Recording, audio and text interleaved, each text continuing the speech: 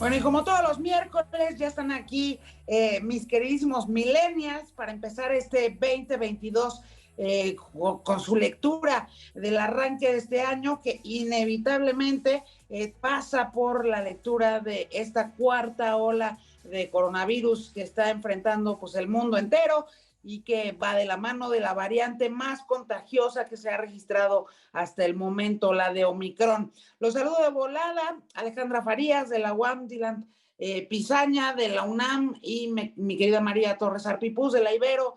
Bienvenidos, millennials, feliz año antes que cualquier otra cosa para todos ustedes.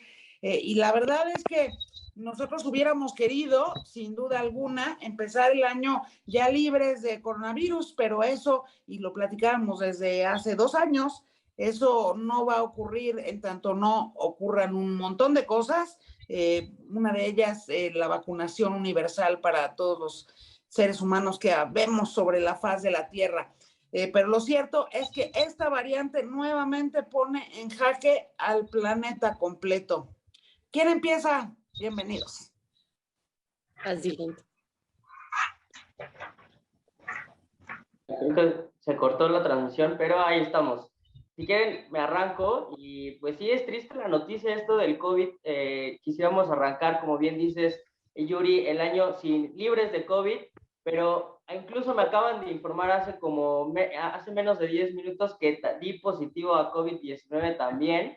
Y la verdad es que, por supuesto que los contagios están al 1000 por hora, pero pues hay que seguirnos cuidando. Esta variante evidentemente es súper contagiosa y creo que es responsabilidad de todos que, si está en nuestras posibilidades, no esperar a que nos den todos los síntomas, sino desde un inicio tratar de hacernos las pruebas, si está en nuestras posibilidades, y no esparcir este virus. Yo sé que cada vez es más difícil poderse quedar en casa porque llevamos ya muchísimo tiempo de aislamiento, pero es necesario hacerlo, sobre todo, no, más que por nosotros mismos, por supuesto, con responsabilidad hacia los demás, ¿no? Porque hay personas que no podrían vivir con tranquilidad el COVID-19 y que sí tendrían muchas complicaciones de salud si se llegaran a contagiar. Entonces, por responsabilidad de nosotros mismos, pero también sobre todo por quienes nos acompañan en nuestra casa o por quienes nos podamos cruzar en la calle,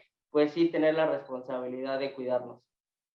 Bueno, pues de entrada, Dylan, lo siento muchísimo que hayas dado positivo a COVID. En efecto, y lo decíamos desde hace ya varias semanas cuando se detectó la existencia de esta variante Omicron.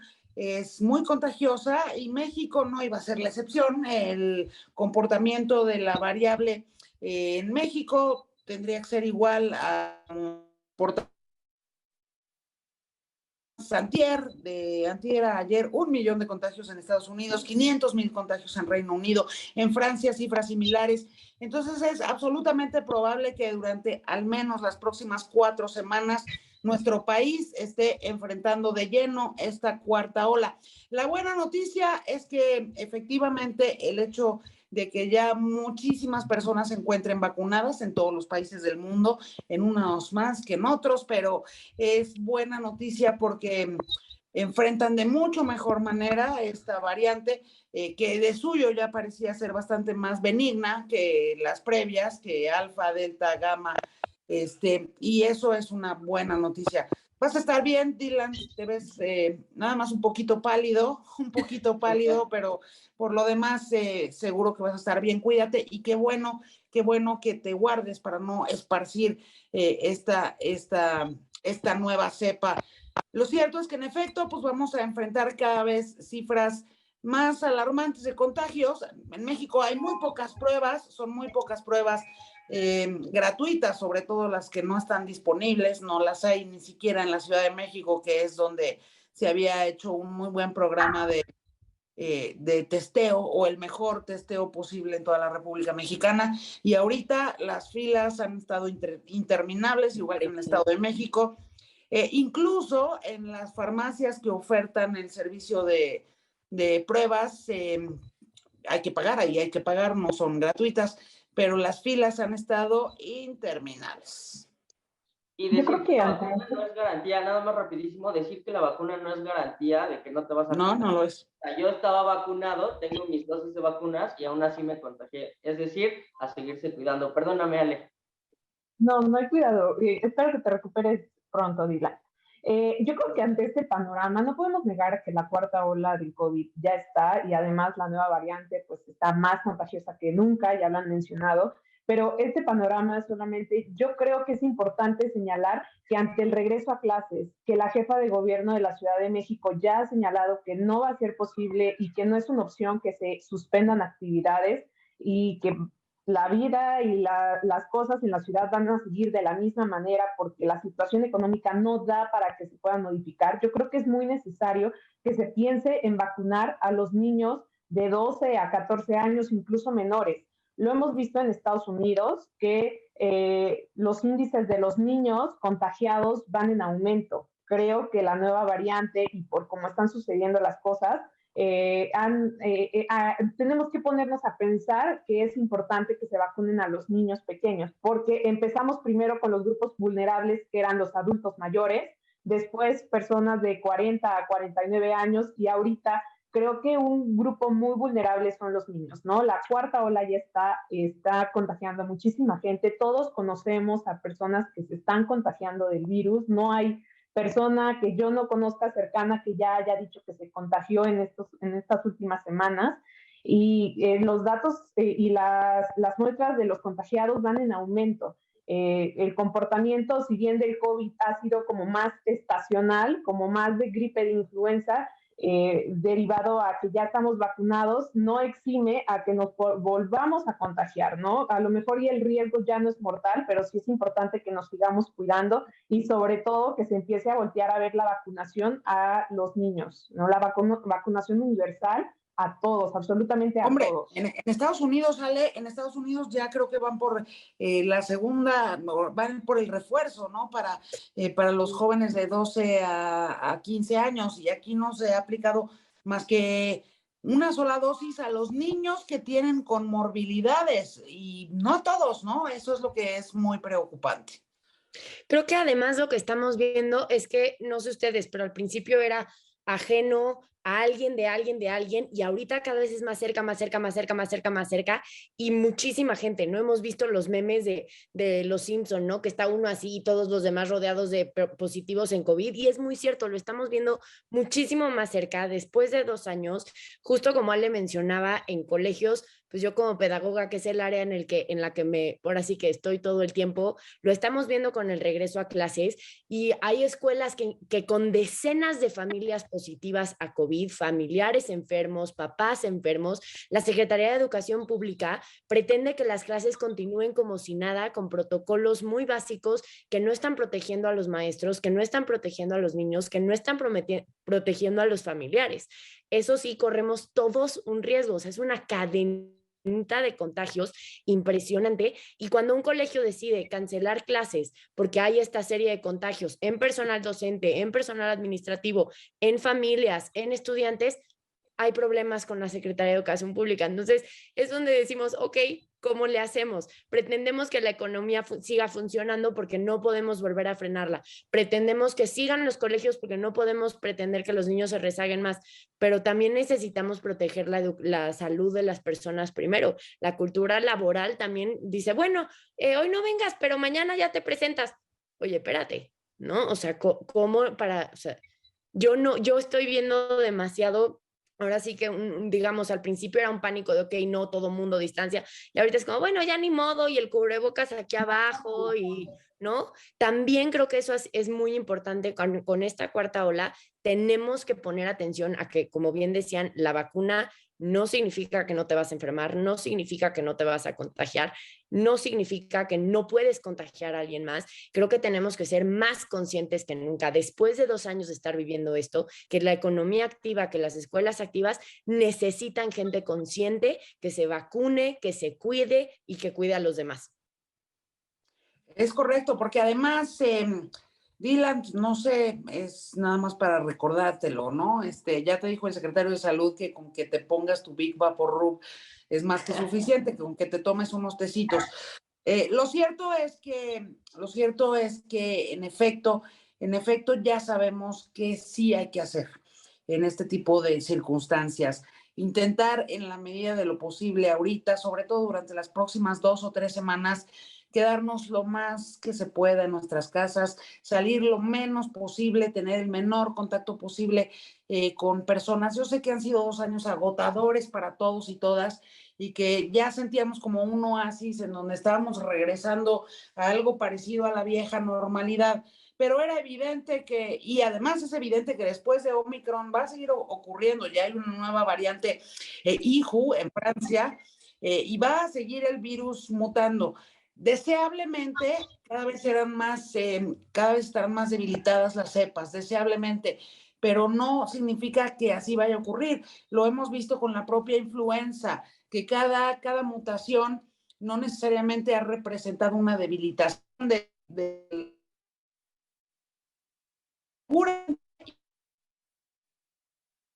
en donde sí estemos todos mucho más preparados para nada más ir a vacunarnos una vez al año. Pero por lo pronto hay que enfrentar esta cepa y este nuevo momento con muchísima sabiduría y con muchísimo cuidado. No va a venir Gatell a ponerte el cubrebocas, no va a venir López Obrador. Hazlo tú, por ti y por tu familia y por toda la sociedad, porque es la única manera en la que vamos a evitar que la dispersión sea todavía mucho mayor a la que ya de suyo va a representar.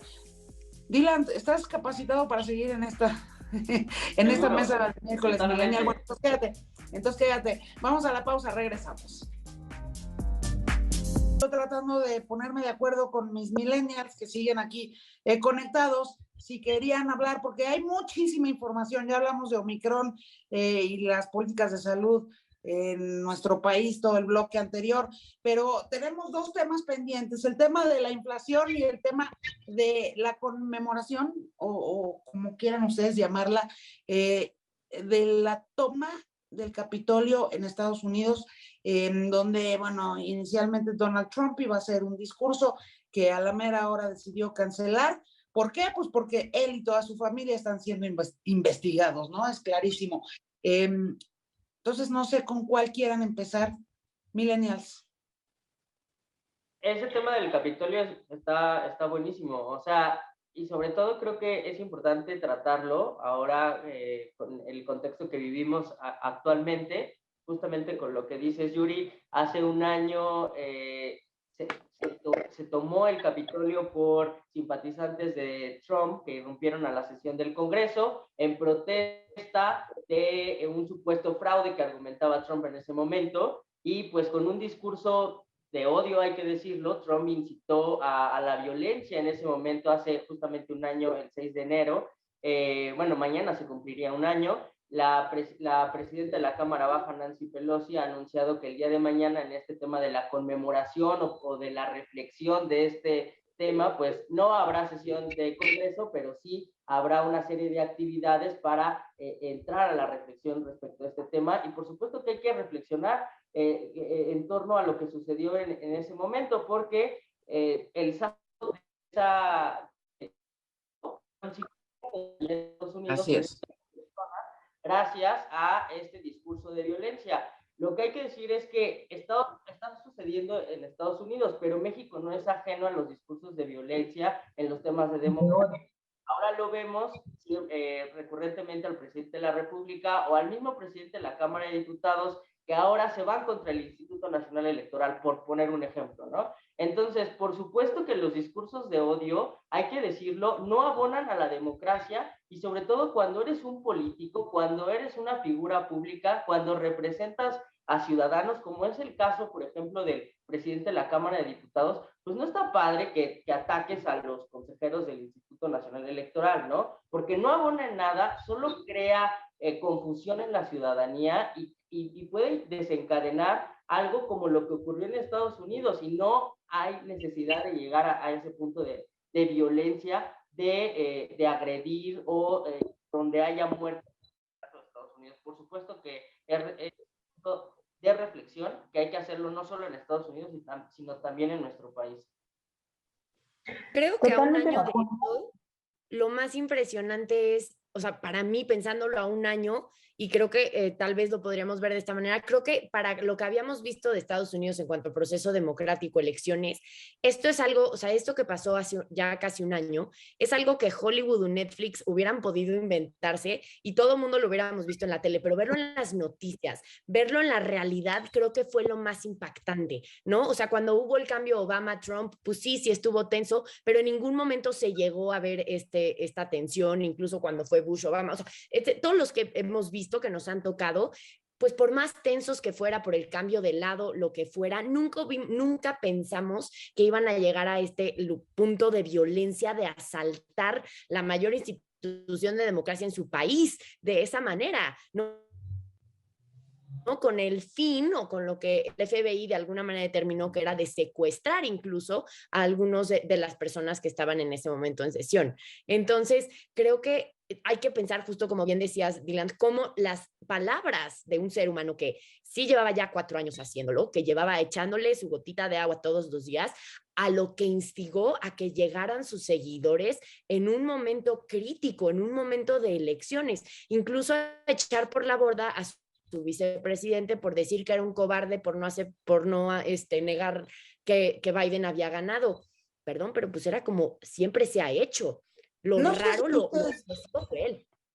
no sé si pudieron ver la noticia de que la hija de Donald Trump, Ivanka Trump, en esos momentos, hace un año, justamente buscó a Vladimir Putin, el presidente de Rusia, para que le dijera, le exigiera a su papá, a Donald Trump, que se desistiera, ¿no? De llamar a la toma del Capitolio, que le ordenara. Esas fueron las palabras que utilizó Ivanka Trump con Vladimir Putin, que le ordenara a Donald Trump que no tomaran el Capitolio.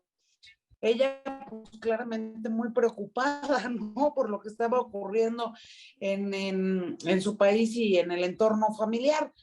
No deja de llamar y brutalmente la atención que la hija del entonces presidente de la primera potencia del mundo, Donald Trump, le pidiera al presidente de un país como Rusia, que eran los archienemigos de Estados Unidos durante toda la Guerra Fría, que le diera órdenes a Donald Trump para alzar las cejas, ¿no? Por lo menos. Por lo menos. O sea, creo que de verdad esto Netflix o Hollywood o lo que quieran lo hubiera podido escribir en una serie y todos estaríamos pegados a la pantalla. O sea, creo perplejos. que fue verdaderamente algo que nunca nos hubiéramos podido imaginar como nuestra realidad. En medio de una pandemia. Señalar algo. Lamentablemente su discurso de odio ha empoderado a muchos grupos radicales y todavía hay mucha gente en Estados Unidos que cree en él y que por supuesto las personas que participaron en este asalto pues confían todavía en su política, ¿no? Aquí lo grave que pudiese pasar es que en las elecciones posteriores Trump volviese a llegar a la presidencia, ¿no? Nuevamente con este discurso de odio que ha atraído a mucha gente y que lo sigue haciendo. Fue un ataque deshonesto en el que, por supuesto, incitó al odio y que, ya lo mencionaba Dylan, es un peligro para el Estado de Derecho y para la propia democracia y para todos los gobiernos democráticos. No es un buen ejemplo el que se dio en Estados Unidos, ¿no? Fue una mentira básicamente electoral que Trump señalara que hubo un fraude porque ni siquiera hubo pruebas de que hubo un fraude electoral en su contra, ¿no? Pues pero es un discurso que en México ya no sabemos, ¿no? Es un discurso que ya sabemos, sin embargo, mucha gente en Estados Unidos sigue confiando y sigue creyendo fielmente en lo que dice Trump. Justamente él iba a dar una conferencia de prensa con relación a este tema y la canceló y justamente hay mucha gente partidaria a él que está buscando que él salga a dar un posicionamiento a un año de este asalto de Capitolio, en el que él, por supuesto, ha reiterado que no fue con violencia, que no hubo armas, cuando hay videos de seguridad de este comité que está encargado de investigar el caso, que ha señalado que llegaron con armas, llegaron con bats, etcétera. Entonces creo que hay muchas pruebas. Mencionaban que pronto van a dar la resolución sobre el tema. Sin embargo, algo que sí es importante señalar es el discurso de odio que se sigue generando no solamente en Estados Unidos, sino en todo el mundo. Es algo que ha llegado para quedarse y que mucha gente lo ha motivado. Y obviamente el gobierno de Biden, por supuesto que tiene que investigar este asunto, sobre todo por los nexos que hay, como bien lo dices, Yuri, con Rusia. O sea, son enemigos históricos. O sea, en serie de ficción solamente lo pudiéramos ver, pero ya la ficción superó la realidad y ahora pues están siendo investigados por estos asuntos. Por supuesto que sí está para ponerse a temblar si fuera yo Trump, ¿no? Pero sí hay que ver qué hay detrás de ese discurso de odio, porque hay quienes especulan que evidentemente fue ordenado, fue manipulado incluso por externos a los mismos estadounidenses. Entonces, por supuesto que hay que estar muy al pendiente de ver qué concluyen con estas investigaciones. Oigan, y antes de que se nos acabe el tiempo, millennials, el tema de la inflación no solo en México, sino en el mundo. Hay especialistas que aseguran que estamos al borde de la hiperinflación en el mundo. O sea que se nos puede poner la cosa color de súper hormiga, ¿eh? Yuri, estaba leyendo que es la peor cuesta de enero en 21 años. Entonces, creo que lo podemos notar. Vamos al súper y 500 pesos, 600 pesos y compramos nada. La canasta básica está carísimo. Un kilo de limón te cuesta 80 pesos. La gasolina, que el presidente llamó un reajuste, está carísima. Está prácticamente, la vi ayer o antier en 25 pesos. Entonces, creo que la cuesta de enero siempre, cada año se presenta, es algo que año con año se da. Sin embargo, creo que en los bolsillos de los mexicanos se ha visto, yo lo he visto, yo que vivo sola y sé lo difícil que es comprar la canasta básica. No me imagino las familias que tienen hijos, cómo se las están viendo muy, muy duras con este tema, ¿no? Y además de que pues, es muy difícil a veces ahorrar, porque mucha gente vive con el mínimo, vive al día. Y es muy difícil tener un ahorro que los ayude en estos momentos tan complicados que probablemente comentan especialistas que van a durar hasta junio, julio, mitad del año, hasta que se empiece a recuperar la economía, ¿no?